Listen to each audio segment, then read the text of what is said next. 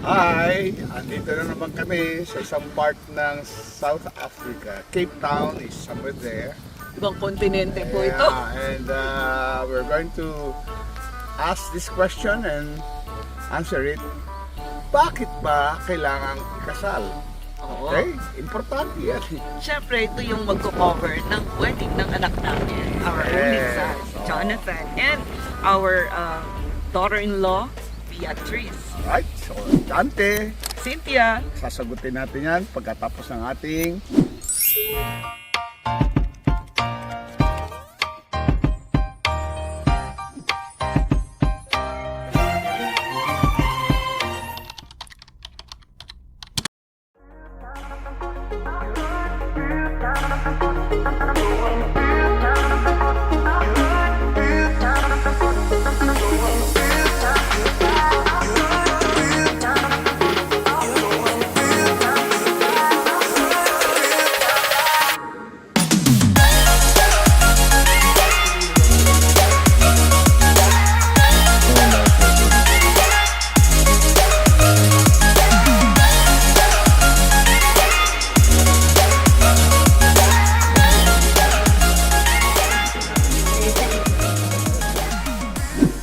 bakit kailangan ikasal?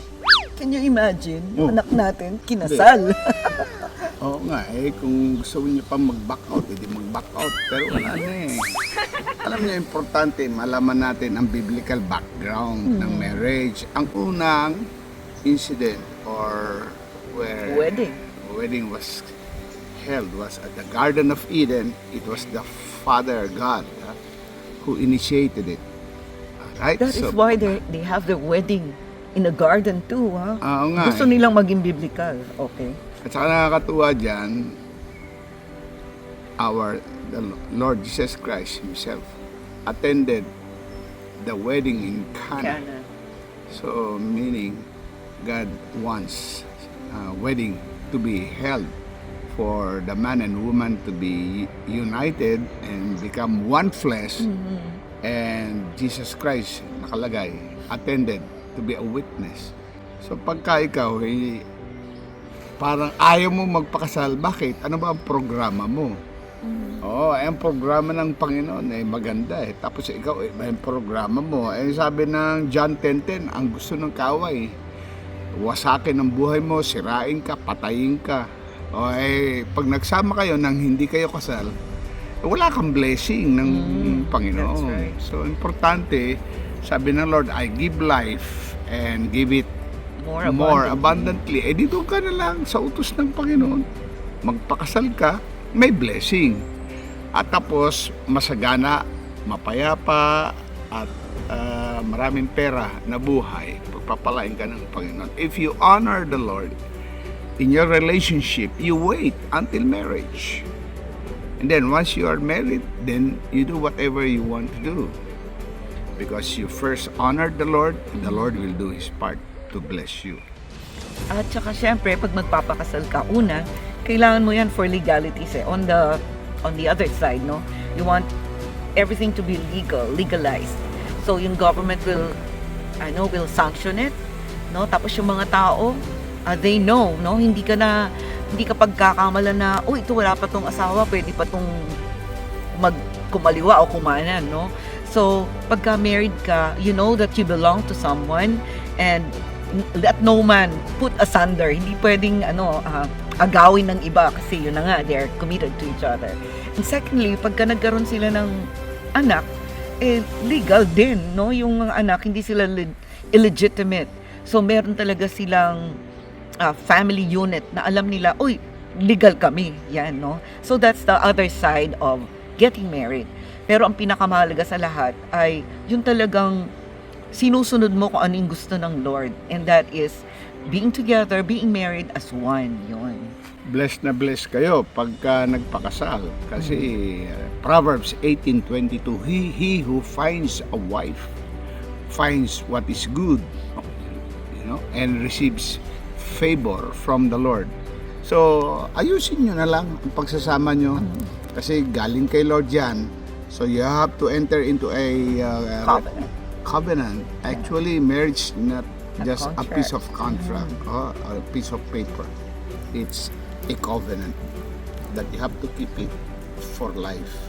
Yeah, and the covenant has God as the witness, no? Ang God talaga yung witness dun sa covenant na yun.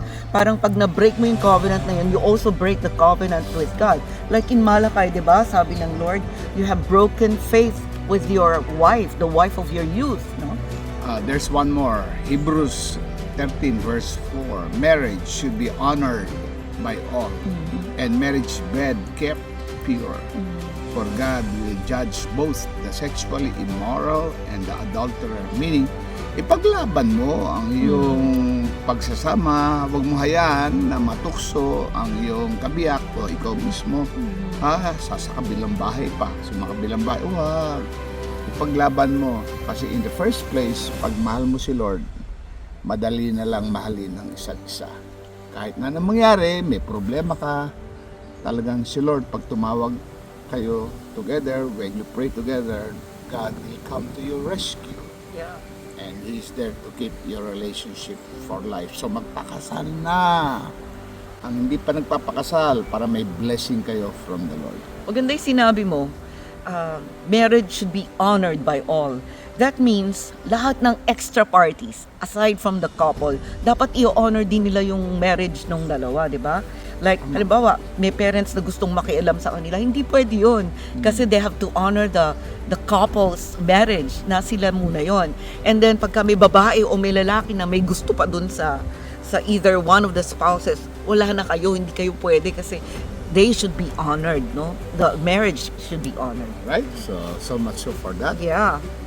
We just want to say, God bless you, at yung mga nagmamahalan, honor the Lord, wait until marriage, and you will see how the Lord will bless you, and you will be blessed pa more. Yes.